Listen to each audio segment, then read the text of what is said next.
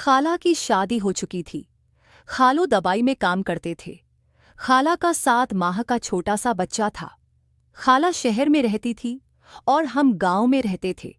मैं खाला का पसंदीदा भांजा था। वो मुझसे बहुत प्यार करती थी। पूरे खानदान में मैं उनका लाडला था। हमारी बहुत अच्छी बनती थी। हम एक दूसरे के साथ बहुत मजाक किया करते। मैं खाला से मोहब्बत कर बैठा था। खाला को भी उसका इल्म था, लेकिन मैं उस वक्त सिर्फ 15 साल का था।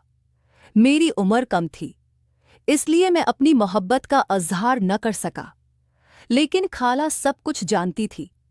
उसके बावजूद उन्होंने शादी कर ली थी। खालान की शादी को 3 साल हो चुके थे।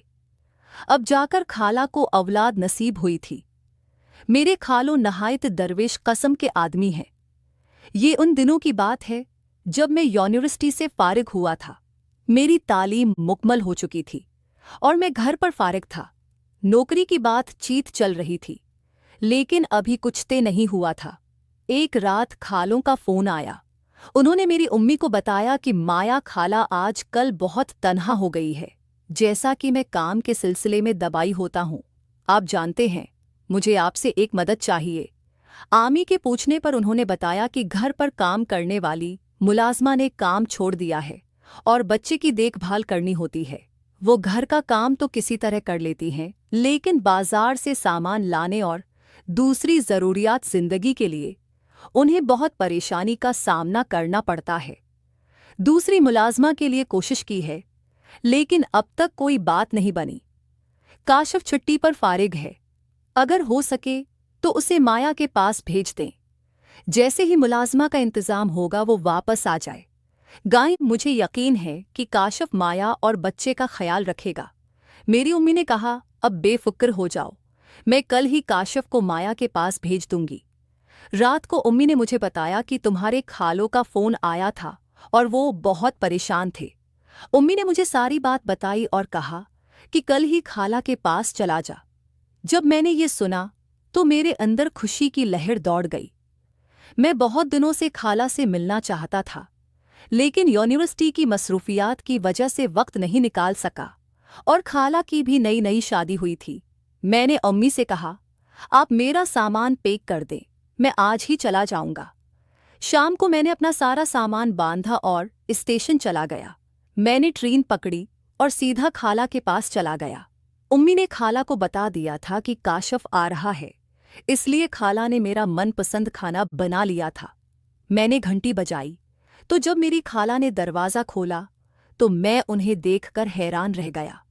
खाला ने काले रंग का सूट पहना हुआ था, जिसमें वो क़ियामत लग रही थी। वो पहले ही बहुत खूबसूरत थी, लेकिन शादी के बाद तो उनके हिस्से में मज़ीद इजाफा हो। जैसा हसीन चेहरा हमारे पूरे खानदान में किसी का नहीं था।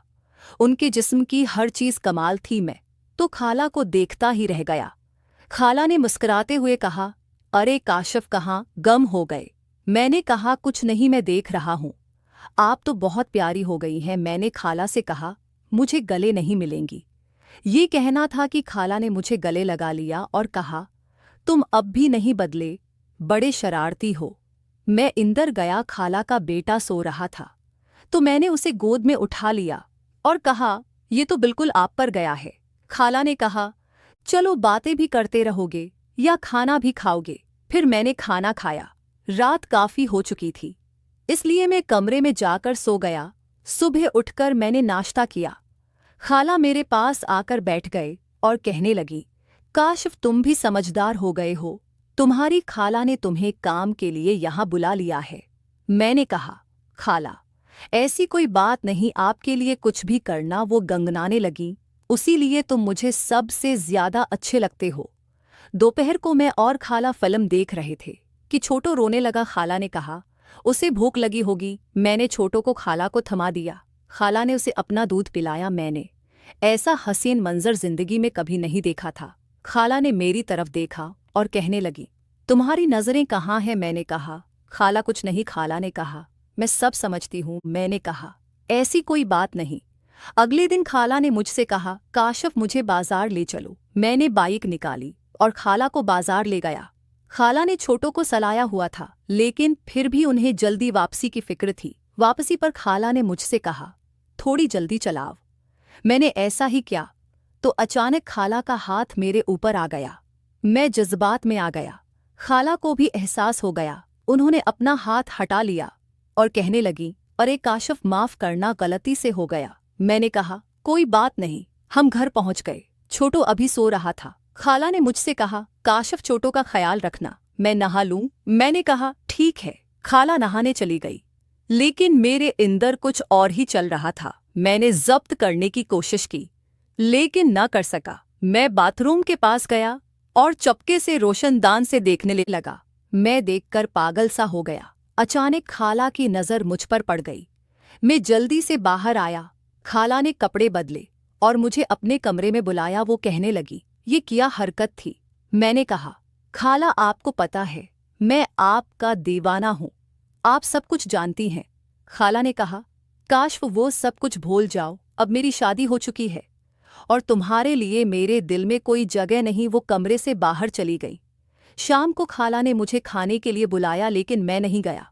रात को खाला ने मुझे बुलाया और कहने लगी, काशिफ, चलो अब गुस्सा छोड़ दो। मेरी खाला ने मुझे अपने हाथों से खाना खिलाया और कहा कि आज रात मेरे कमरे में ही सो जाना। खाला ने नाइट ड्रेस पहनी हुई थी और उनका हसन उसमें चमक रहा था। मैंने कहा, आप इस ड्रेस में तो क़यामत लग रही हैं। खाला ने कहा, तुम बाज नहीं आओगे। रात को खाला ने कहा, काशिफ, तेजी से मेरे सिर पर मालिश कर, दो सिर बहुत दर्द कर रहा है।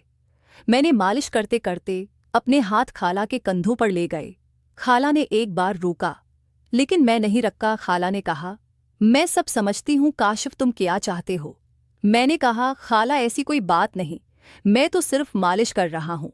खाला ने कहा, मुझे पता है तुम कौन सी मालिश कर रहे हो। खैर, इस बार खाला ने मुझे मना नहीं किया। मैंने भी इशारा समझ लिया और अपने मकसद की तरफ बढ़ता रहा। कुछ दिन उसी तरह गुजर गए।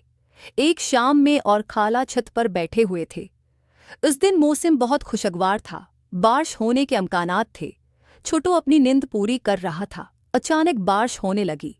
बारिश बहुत तेज हो रही थी। खाला ने मेरा हाथ पकड़ा और कहने लगी, आ जाओ, काशिफ, बारिश में नहाते हैं। खाला ने बहुत पतले कपड़े पहन रखे थे।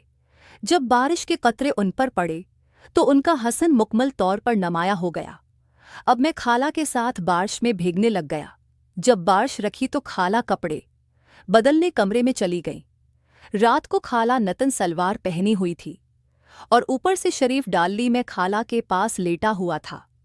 जब रात के 9 बजे मैंने आहिस्ता से खाला को सहलाना शुरू कर दिया। खाला उठ गए। पहले तो उन्होंने 2-3 बार हाथ पीछे किया, लेकिन फिर खाला को भी मज़ा आने लगा। मैंने खाला के जिस्म के साथ खेलना शुरू कर दिया। खाला ने कहा, अब देखो क्या हो रहा है। खाला ने कहा, अब देखो क्या हो रहा है। तुम्हें पता है ये गलत है ना। मेरे हाथ रख गए। मैंने खाला की आंखों में देखा, जो एक अजीब सी चमक से भरी थी। शर्म के साथ कुछ और भी मैंने कहा। खाला में वो मुस्कुराई, चुप रहो, तुम्हारे हाथों में कमाल है। ये कहकर उन्होंने मेरा हाथ अपने गालों पर रख लिया। उनका जिस्म गर्म हो रहा था। मैंने महसूस किया जैसे हम दोनों किसी तूफान के बीच में हों। बाहर बारिश थम चुकी थी, लेकिन इंदर एक और तूफान बरपा था। खाला ने कान में कहा, सिर्फ आज रात, फिर कभी नहीं अगले। चंद लम्हात सब कुछ धुंधला सा लगा। खाला की सांसें तेज हो रही थी। उनके होंठ मेरे कान पर, फिर गर्दन पर। मैंने उनके बालों में अपनी अंगुलियां फंसा लें। तब अचानक दरवाजे पर दस्तक हुई। छोटू रोने लगा था। हम दोनों एक दूसरे से अलग हुए, जैसे बिजली का करंट लगा हो। खाला फौरा उठे और छोटू को उठा लिया। उनके हाथ कांप रहे थे। मैंने देखा कि उनकी आंखों में आंसू थे।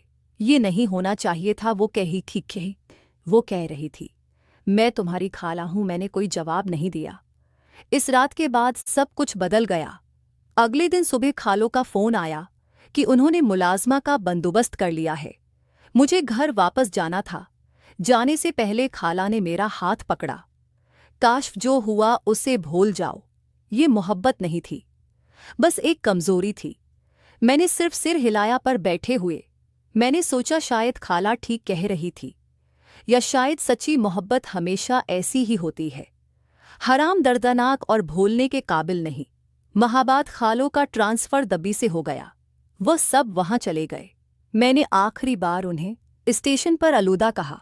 खाला ने छोटों को थामे हुए मुझे देखा। नज़र में सब कुछ था, माफ़ी, प्यार और एक खामोश अलविदा।